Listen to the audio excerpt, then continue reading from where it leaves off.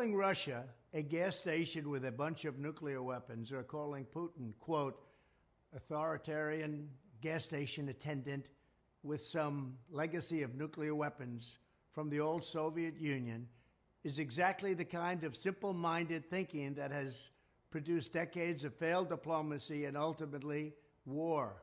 And where is that war going?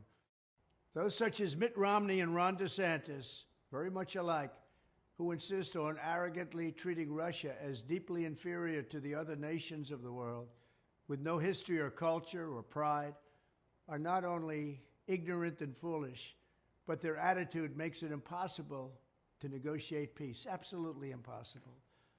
Under my administration, we were tough on Russia, tougher than any administration before, but we also demonstrated respect for Russia and the Russian people.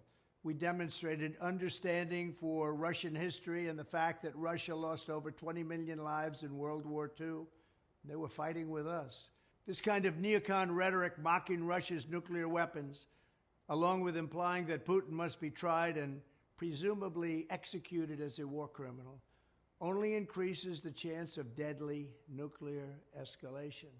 Fundamentally, it shows a lack of depth, a lack of seriousness, and a lack of sophistication on the subtleties and complexities of foreign policy.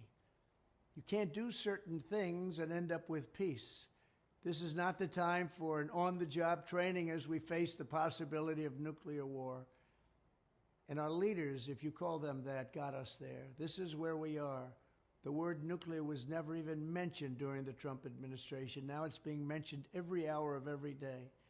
We need a statesman and a peacemaker in the White House, not someone who recites mindless and recycled talking points to win the approval of the failed foreign policy establishment that didn't know what they were doing.